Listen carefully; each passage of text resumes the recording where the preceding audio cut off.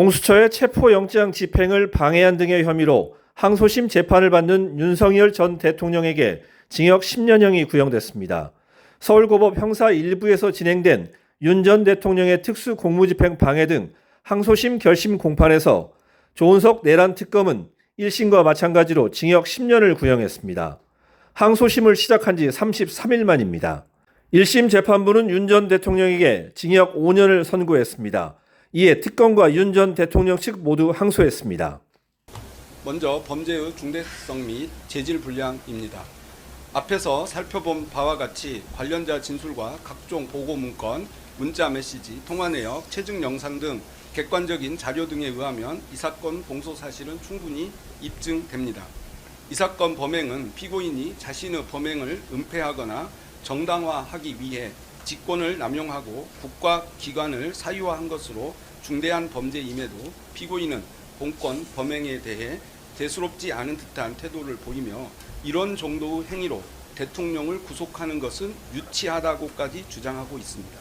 그러나 대한민국의 대통령으로서 헌법과 법질서 수호의 정점에 있어야 할 피고인이 국민의 신임을 저버린 본인의 범행에 대해 부끄러워하고 반성하기는커녕 그 불법성을 애써 감추기에 급급한 모습만을 보이고 있습니다. 오히려 피고인은 수사기관의 수사권이나 법원의 재판 관할, 입법 수집 증거 등과 관련된 주장을 하며 교묘한 법기술을 내세워 사건의 본질을 흐리고 형사처벌을 면해보려는 시도만 하고 있습니다.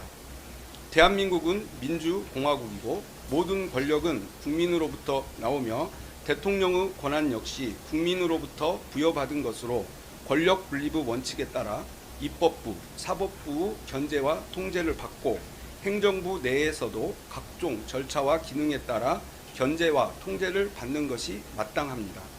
우리 헌법은 행정부 내에서의 대통령 권한 행사 통제 장치로 국민의 기본권에 중대한 영향을 미치는 사항에 대한 국무회의 심의 제도와 대통령의 국법상 행위에 대한 문서주의 및 부서주의를 규정하고 있습니다. 제왕적 대통령제를 바꾼다는 명목으로 막대한 예산을 들여 대통령실을 청와대에서 용산으로 옮긴 피고인이 오히려 제왕적 대통령제를 견제하기 위해 우리 헌법이 마련한 통제 장치를 전혀 따르지 않은 것입니다. 헌법을 수호하고 법치주의를 실현해야 할 피고인이 국민이 부여한 권한을 아전인수격으로 남용하여 이 사건 범행을 저지름으로써 대한민국의 법질서가 심각하게 훼손되고 피고인을 신임하여 대통령으로 선출하였던 국민들은 큰 상처를 입었습니다. 그럼에도 피고인은 수사 및 재판 과정에서 국민들에게 반성과 사죄의 마음을 전하기보다는 비상계엄 선포의 정당성, 수사 절차의 이법성만을 반복 주장하며 범행을 전면 부인하고 있고 자신의 명령을 따른 하급자들에게 책임을 전가하는 모습도 보이는 등 개전의 정이 전혀 보이지 않습니다. 따라서 피고인으로 인해 훼손된 헌법 질서와 법치주의를 바로 세우고 다시는 대한민국 역사에서 최고 권력자에 의한 이와 같은 권력 남용 범죄가 재발하지 않도록 피고인에게 법이 허용하는 엄중한 책임을 물어 헌법 제11조 제1항 모든 국민은 법 앞에 평등하다를 실현할 필요가 있습니다. 다음은 구체적인 구형량에 대해서 말씀드리겠습니다. 이 사건 공소 사실에 적용된 제명과 적용법조 법정형은 다음과 같고 경합범 가중을 할 경우 피고인에게 최대 징역 11년 3개월을 선고할 수 있습니다. 먼저 이 사건 공소 사실 중 체포방해 관련 특수공무집행 방해, 직권남용 권리행사 방해, 범인 도피 교사에 대해 살펴보겠습니다. 이들 죄는 상상적 경합 관계에 있기 때문에 가장 법정형이 중한 특수공무집행 방해를 중심으로 검토하겠습니다.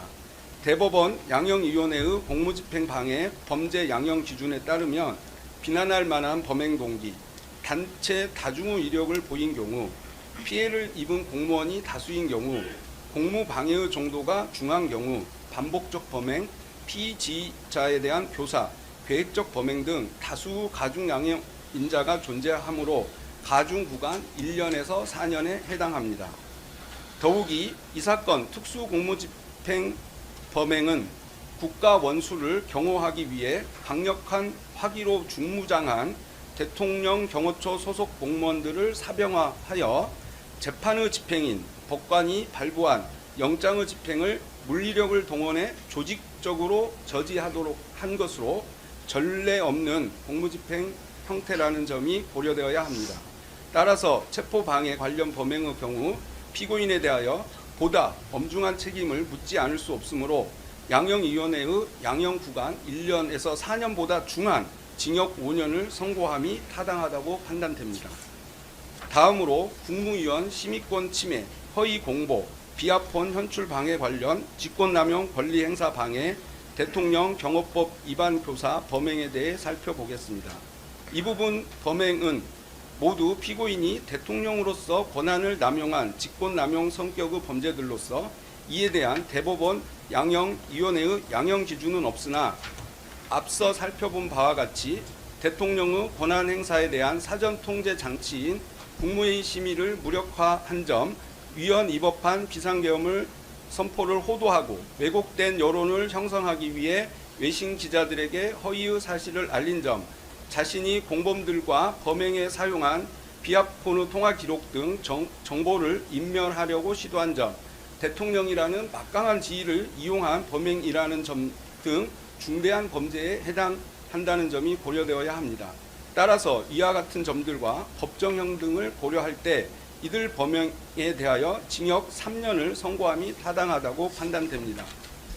마지막으로 비상계엄 선포문 허위 작성 관련 허위 공문서 작성, 허위 작성 공문서 행사 등 범행에 대해 살펴보겠습니다.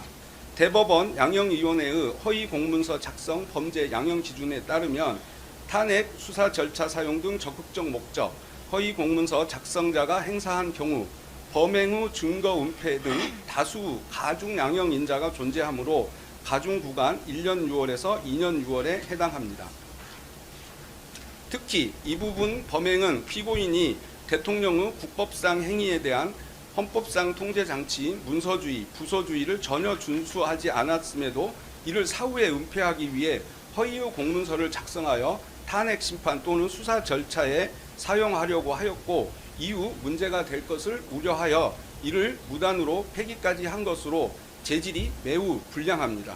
이와 같은 양형위원회의 양형 구간, 범죄의 중대성 등을 고려할 때 이 부분 범행에 대해 징역 2년을 선고함이 타당하다고 판단됩니다.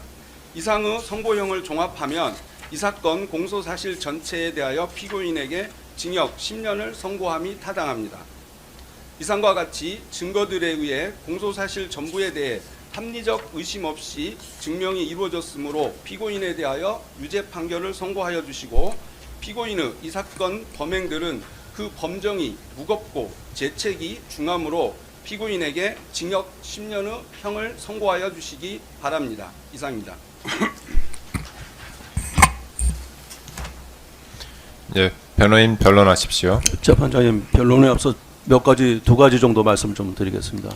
저희가 증거를 180개 정도를 제출했는데 거기에 대해서 검찰 측의 의견, 그다음에 동의한 증거에 대해서는 증거 조사를 저희가 좀 준비를 했는데 오늘 증거 조사는 하지 않고 진행을 하실 것이라는 생각이십니까? 그 증거를 서면으로 안 가져왔다고 말씀하시지 않으셨습니까? 그 180개에 대해서는 증거를 이미 제출한 것으로 알고 있습니다. 서면으로 제출하셨습니까? 재판부에서 USB로 제출해도 된다고 해서 제출했습니다.